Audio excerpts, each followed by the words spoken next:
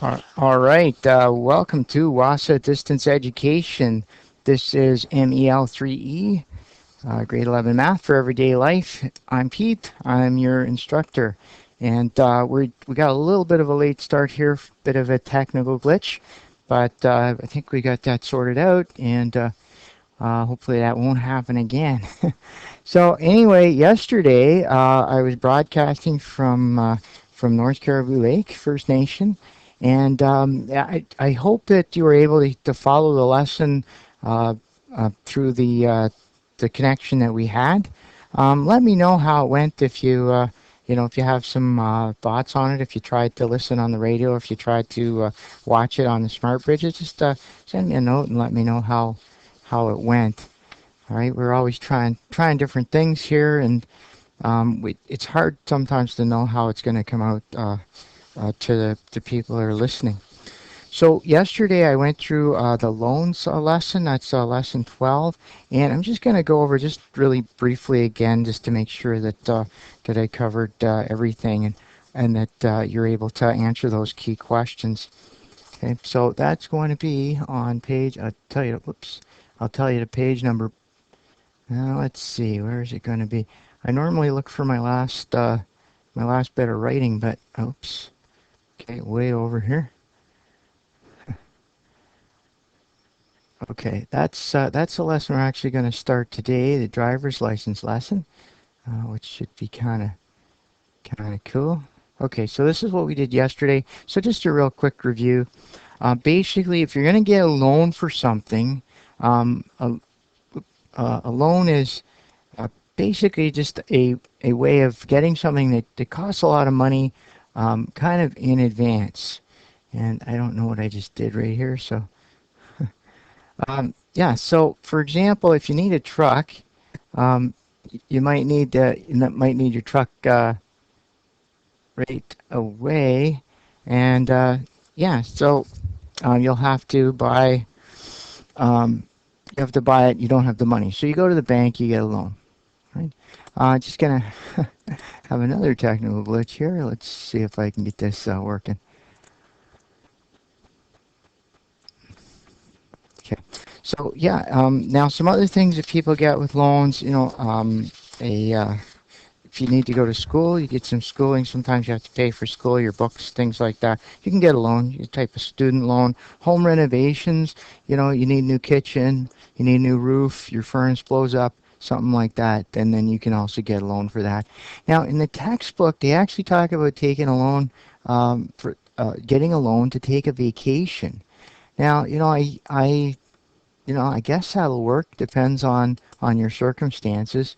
Um, but that's something that's um, if you're going to borrow money, it does cost money, right? To borrow money, and that's the thing about loans. So if you need a vacation, maybe you really need it. Maybe it's a once in a lifetime opportunity. So yeah, so it might be worth it to take out a loan to take a vacation. But if you're taking a loan out every year to take that vacation, then chances are you're basically working in between your vacations to pay off those loans, right? So that's something that to keep in mind. But if it's a once in a lifetime thing or just a once in a while thing, it might be worth it. Okay, so here's the definition, and we're on page 11 of a loan. Okay, so it's a loan is money borrowed with a legal promise that it has to be repaid. So normally they will, they'll find you if you're not making your payments, and it's really important to make payments on the loan because, there are all sorts of bad things that happen. It makes it really hard to get another loan, right? If you're not paying off the first one. The other side of that is if you never take out any loans or never have any credit cards, it can be actually surprisingly difficult to get credit. Okay, so I know someone that had a lot of money in a bank account but had never had a loan or credit card, and when she went to get a credit card, they turned her down. Right, so she actually went into the bank and said why, and then they did something special for her and got her a credit card. But yeah, normally you have to sort of establish a credit rating. And when we were talking about credit cards, we talked about how you can get a beginner, sort of a beginning credit card, and everyone starts out with a really low credit limit, maybe about $500 or so. but if you use it and you pay it off and you don't abuse it, then they'll give you more money after a little while. And same sort of thing with a loan, right? They're probably not going to give you a humongous loan if you don't have any credit history, or if you don't have a good credit history. Now, the cost of a loan is actually the interest, right? That's what they're asking. When they say how much does a loan cost, they're asking you for the interest. Now, we have to be careful. In this unit, they use the word amount, where for calculating interest rates and interest on compound interest, we calculate the amount of the loan at a certain interest rate over a certain period of time, and then that is the total amount with the principal and the interest. Okay, but we calculated the amount. In this lesson, they use the word amount just to mean how much of something. So they want to know the amount of interest, which could be a little confusing, but it's the key word there is interest. Okay, or the cost of a loan is the way that they ask for what we have studied before as an amount. Okay, so the cost of the loan depends, of course, the amount of the loan, the length of it, the amount of regular payments, the rate of interest, and the number of regular payments paid in a year. So, and the interest rate for a lot of loans is fixed, which is usually a good thing if rates haven't been moving very much, if they haven't been going up or down. Sometimes when interest rates are really, really high, people are reluctant to borrow money because it's very expensive. And then they'll give you a floating interest rate loan where they can change it every month or so. That sounds like a good deal, but those rates can always go up even higher. And so basically what you're signing up for, imagine if you signed up for a satellite TV plan where the price could go up or down, right, by a lot. And over time, and especially it'll go up, right? Yeah, of course, it always happens. So just something to think about as you're if rates go up. Now, right now, interest rates are really, really low, and most of them are locked in. So the cost of borrowing money is not very high. Okay. So when we're making a loan, it's just we don't have to do the compound interest formula if we know how many monthly payments there are, and if we know how much each monthly payment is. Okay, so if we take a look at this example here on the bottom of page 11, so we're told it's monthly payments for 4 years at $430. Okay, so that is the whole thing, and we know the principal as well. So we actually have enough information to tell everything we need to know about the loan. They're 4 years times 12 months a year. I would do that the reverse the calculation, but it comes out the same. 48 monthly payments for the loan. Okay, so all right. Yeah, if you're calling in on the course, just try calling in about 5 minutes. All right, that's great. Okay, so and then the total cost of the loan then is going to be the 48 payments times the $430 a month for each payment. Okay, and then we end up with 20,640. So how much difference was it? You can work out actually how much the interest was, and I think that's what we're doing on the next page. Sorry, this example here is supposed to be on the next page. Wow, it sure is nice to be in a studio. I can write on the board and I can fix stuff. So what is the amount of interest paid? Okay, so now it's a calculation where it's a different example, but it's a 5-year loan, $20,000, monthly payments, 12 per year, $404.57. So what do we have? 5 years, 12 monthly payments, 60 monthly payments of $404.57. So it's 24,000. That is the A. If we were calculating using compound interest, that would be the A. And we know that the A is equal to the principal plus the interest. So for this next part, they're asking how much interest. Okay. Now, we got to watch these questions because they might tell you how much the loan is, or ask you how much the loan is. They might ask you how much the payments are. They might ask you how much interest paid. So really try and pick out those keywords in the question, circle them, underline them, put a star, highlight them, whatever it takes for you to be able to understand the question, right? Step 1 of the 4-step problem-solving model. So total interest paid here is going to be the total cost of the loan, which is the principal, and sorry, it's the amount. Okay, let me scratch that out. It's the amount. There you go. Total cost of the loan is the amount minus the principal. Okay, so what we've done is we've just said that basically I, in this case, equals A minus P. We've just rearranged these letters in our formula, and that was a terrible box here. I'll use blue. And and then it munched the rest of it. I equals, all right, what is it? I equals A minus P. So we just flip things around. Okay, there you are. So we find out that for this person, 60 months of borrowing $20,000. So, that could be a truck, I suppose. Although, yeah, it could be some renovations. It could be a fabulous vacation to Hawaii or something for a couple weeks. But anyway, the extra cost was $4,274.20. So what that means is that if you had $20,000 and you bought something, then it costs you $20,000. If you don't have $20,000, but you need to buy that thing right away, it's going to be an extra $4,274.20 spread out over 5 years. So really, it's not bad, right? You could work it out how much it actually costs you extra each month to have that thing.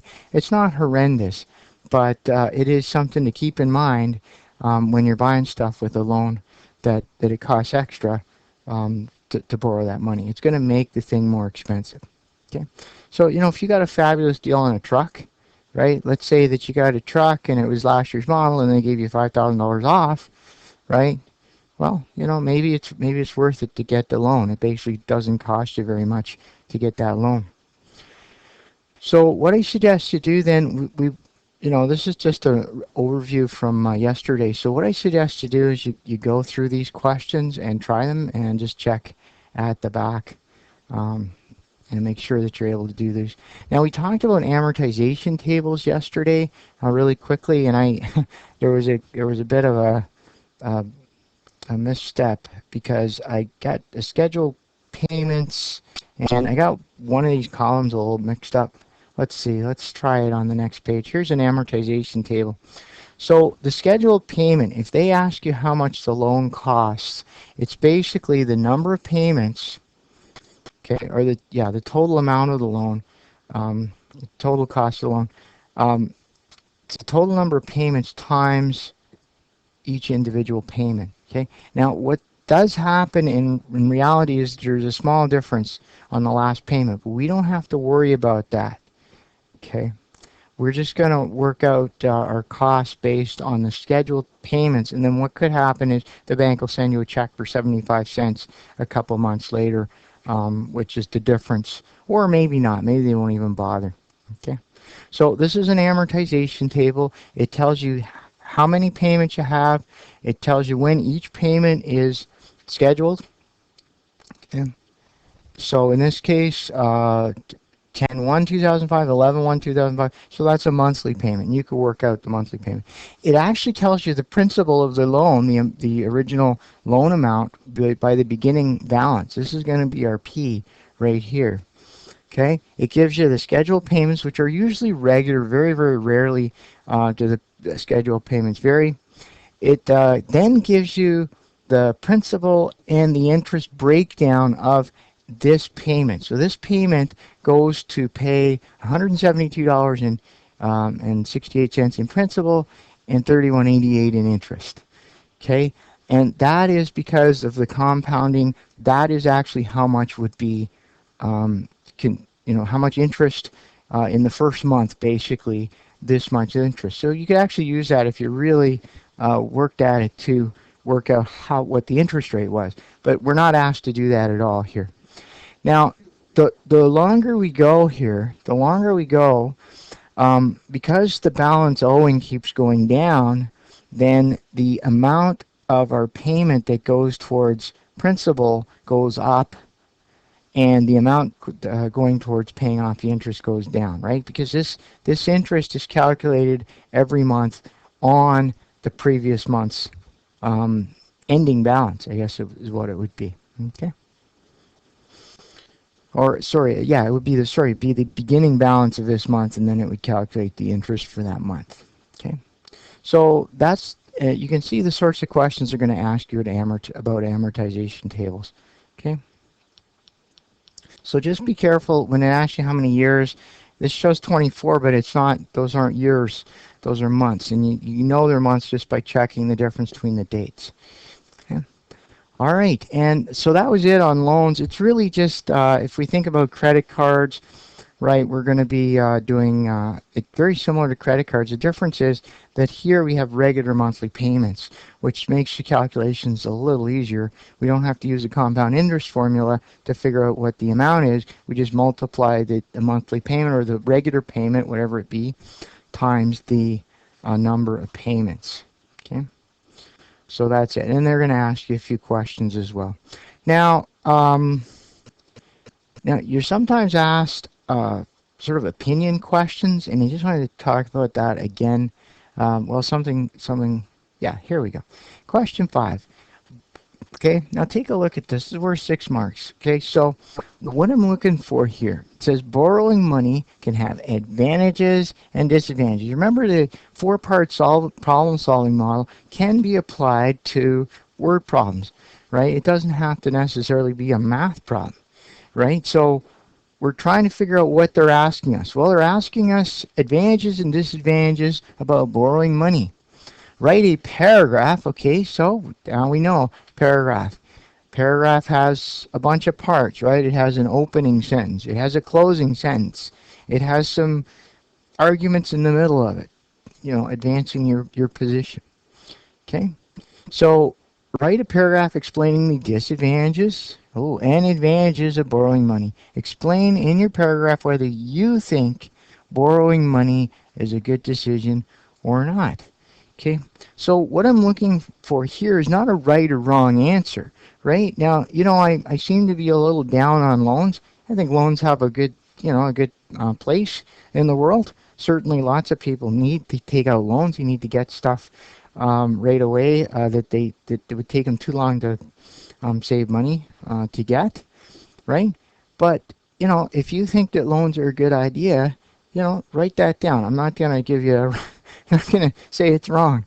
What I'm looking for is your engagement with the material, that whether you've thought about the costs, whether you've thought about the advantages, whether you have some advantages, whether you have some disadvantages, and you've sort of thought about it. That's really what I'm looking for. So your engagement in the material is what I'm marking, not whether I agree or disagree with your ideas, right? Because ideas, they're personal, right? And they're based on our own experiences.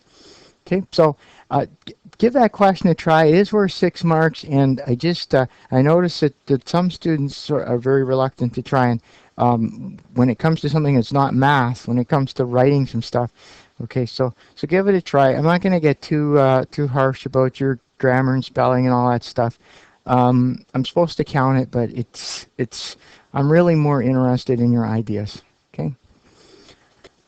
Okay, so and that's it for the review of lesson 12 of the loans lesson. That's what we did yesterday, and I just wanted to go over that just to kind of make sure that you got it, given that we were in North Caribou, and yeah, it's okay. Oh, I have I have Winneman on the phone, so sorry about that. Winneman, who do we have there this morning? Ryan. Okay, hi Ryan, how you doing? Good. Okay, great. Good to see you on there. And all right. So now we're going to look at driver's licenses and insurance. And this it may seem to be a little bit outside of math for everyday life, but you'll find out there's quite a bit of math involved, and it's kind of part of the whole deal of buying vehicles and stuff like that. So we're just going to take a look at this, and it'll be a nice little change from doing some hardcore number crunching here. So lesson 13 then starts on page, unit 3, page 18. So I'm going to write that down here. So that's page 18. Okay.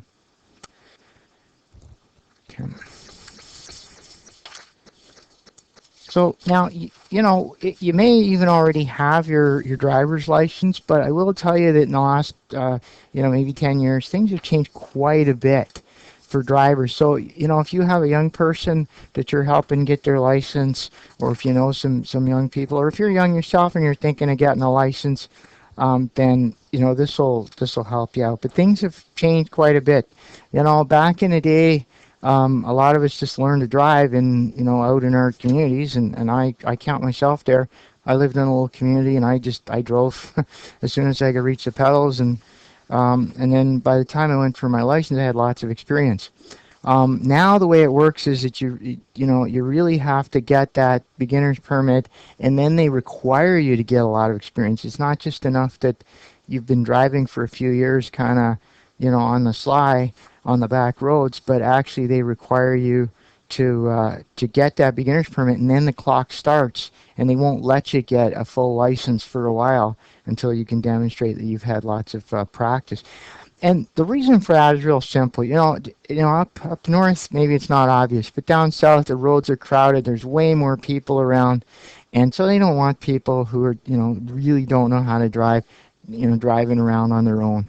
That's really what it comes down to. Those highways down in Toronto are dangerous, and if somebody gets out there and has an accident, it causes, not only is it dangerous for people, but it causes, a lot of inconvenience, and so that's what this is all about.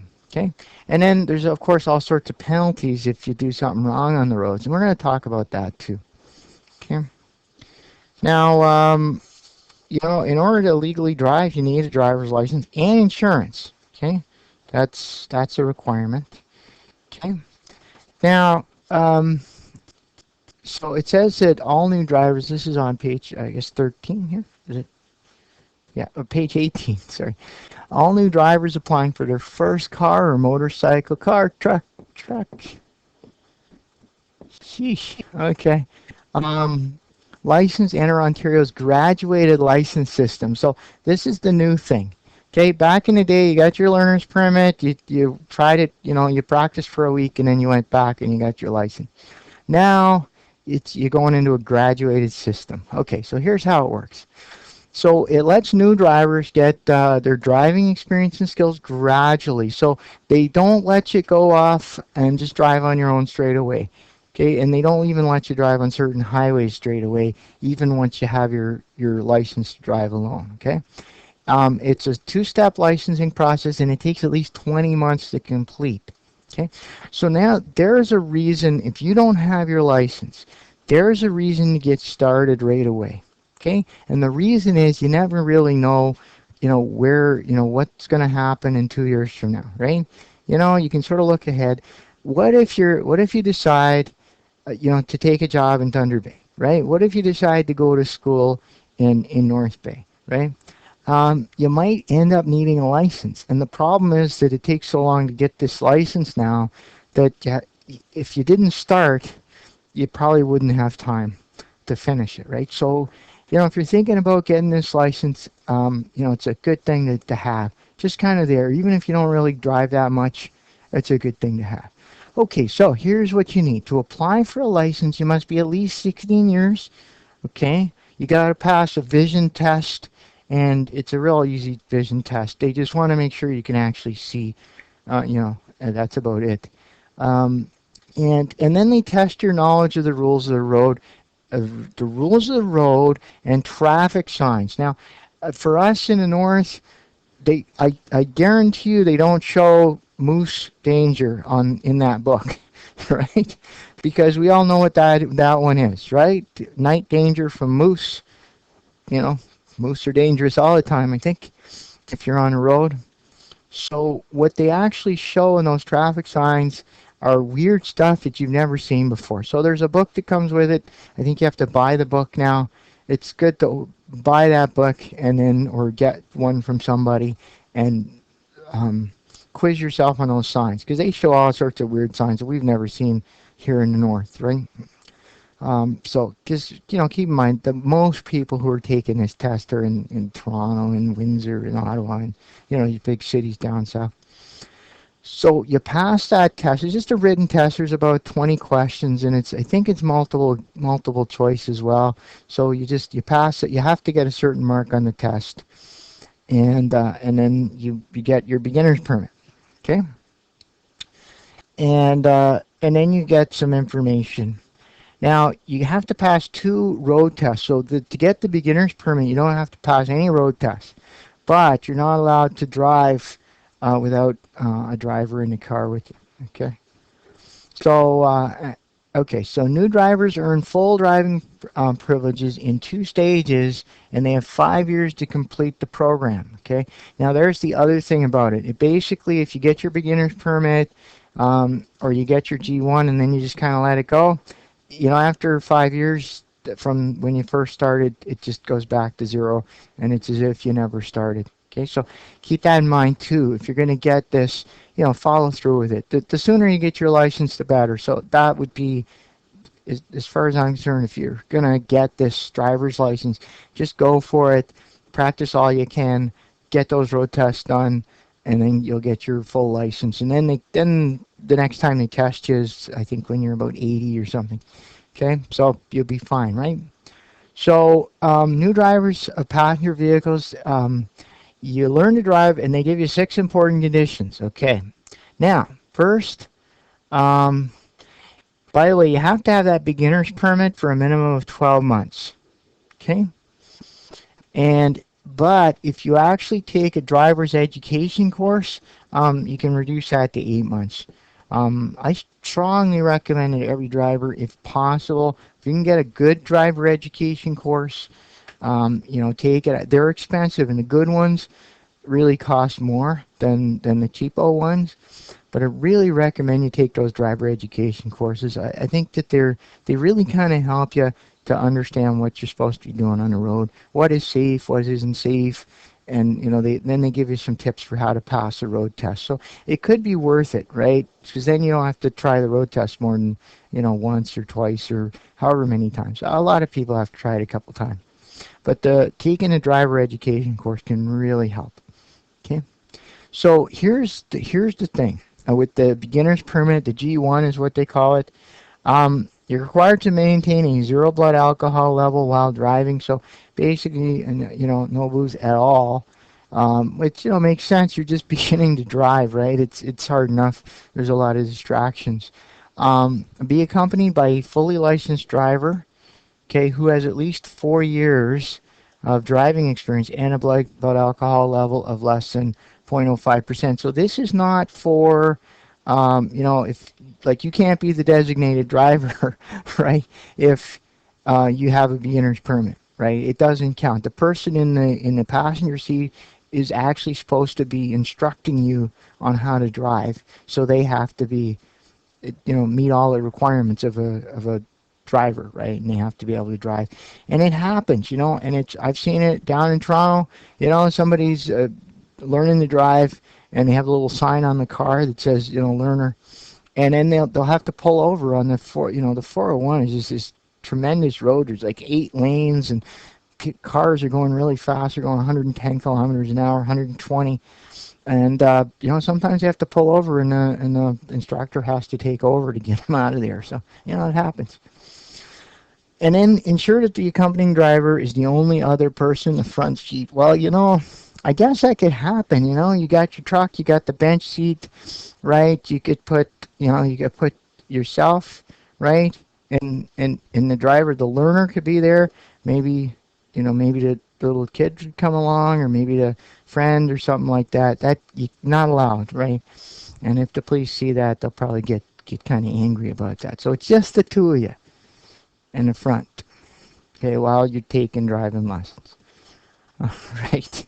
So page 18. Now let's go to page 19. Now we're going to have to ensure that the passenger of the vehicle is limited to the number of working seat belts. So again, and this probably make them angry whether you're a beginning driver or not. You know how we put the kids in the back of the truck, or we sit in the back of the truck, and they don't look kindly on that down south, right?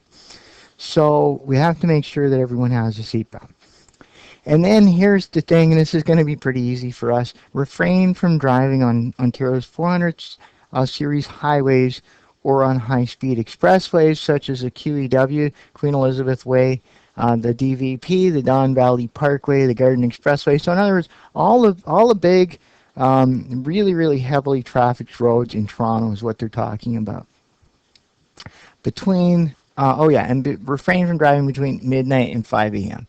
Okay, I guess they're figuring that you're probably tired, and it's dark, and so it's much harder, much more challenging to drive at night. Of course, in the north we have wildlife as well that we have to be concerned about.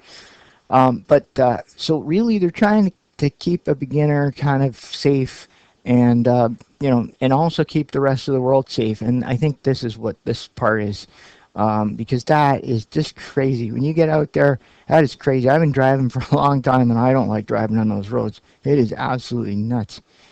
Um, so there you go. Now, if your accompanying driver is a driving instructor licensed in Ontario, well, you can drive on any road. So that's how, I ended up seeing a driver, Ed guy, licensed driving instructor, have to take over from someone on the side of the road on the 401 because they were doing some instructing and maybe just pushed their student a little too hard there. Okay, so that happens.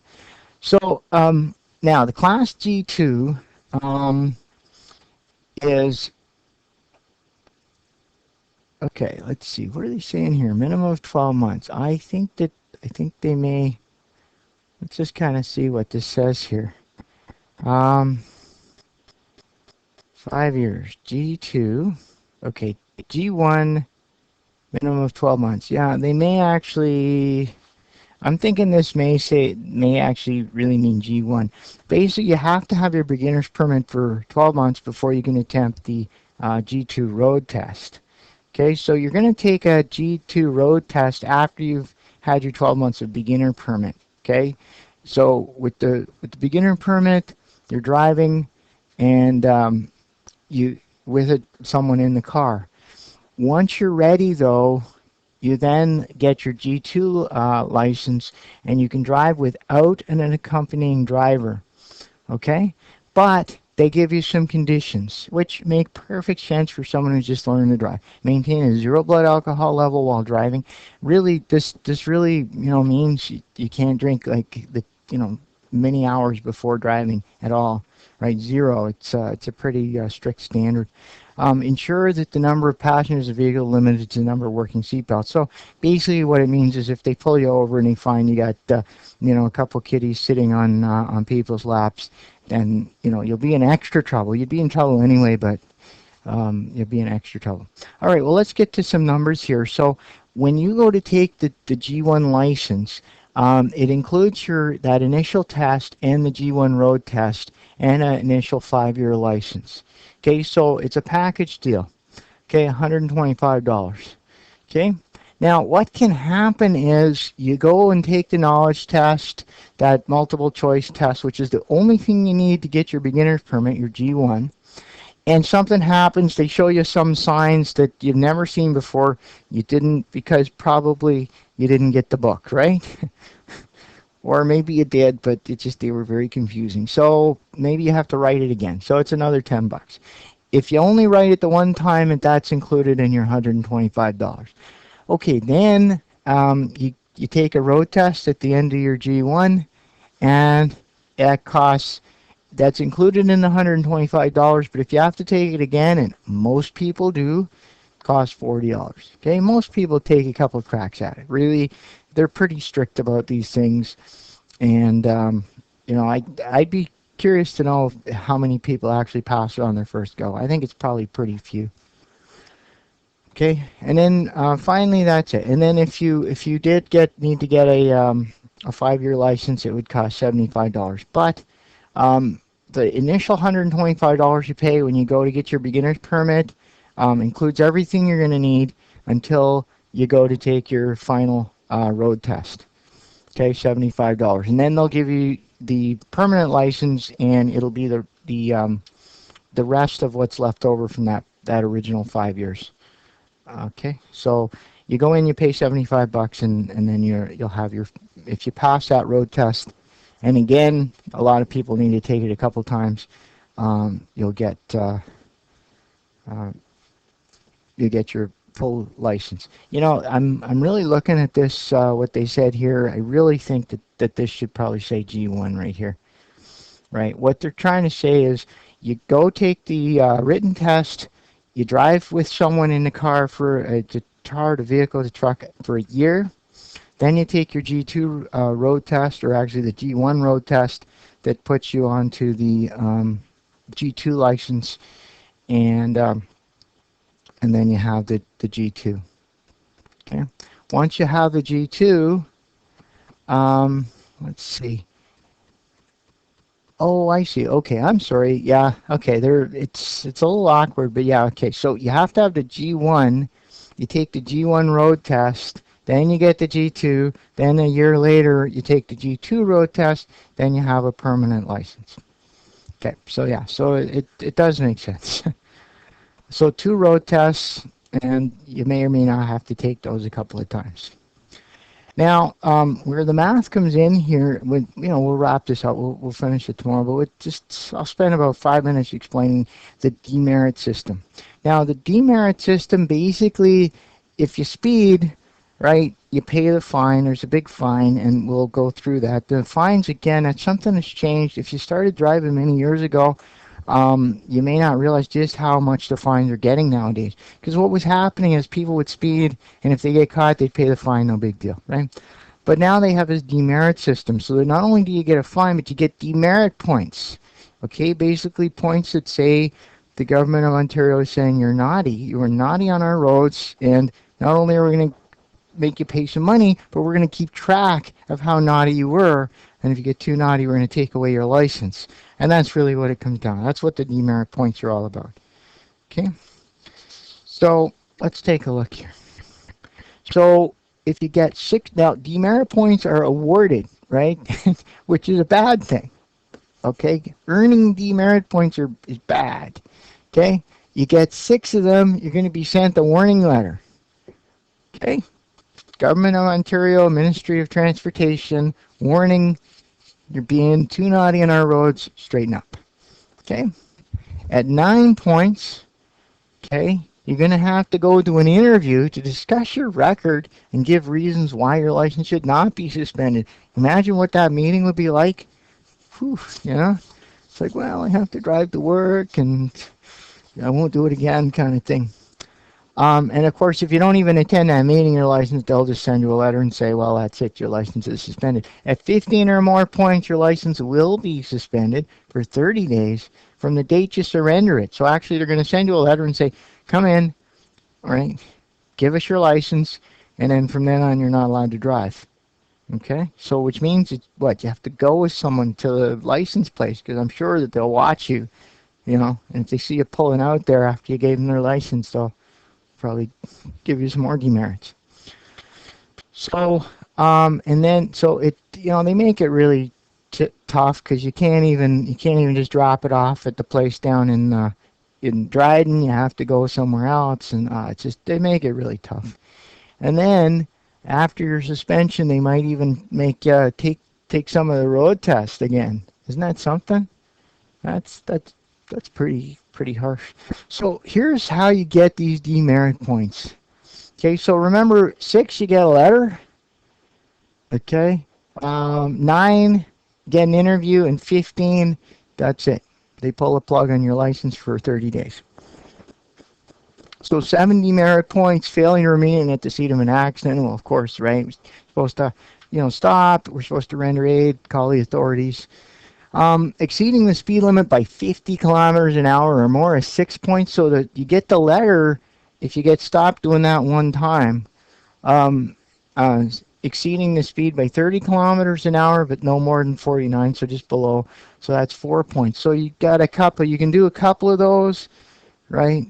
But that's it. After your second one, they're going to be sending you that letter. So you can see all of the different points, and we'll pick that up here tomorrow.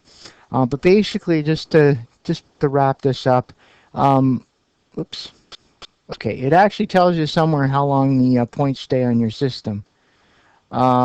Stay on your record. Sorry. It's it's a period of time. Um, hmm. Okay. Well, anyway, we'll find that tomorrow, and we'll find out. But it's a couple of years anyway that they're on there. And of course, all of this stuff doesn't factor in the fact that your insurance will go up because your insurance company has access to this information. So if they see you getting all these naughty points, demerit points, then your insurance will go up as well. Okay, well, let's leave it there for today. So we'll come back and we'll wrap up driver's licenses and insurances. And yeah, that's it. So thanks for attending.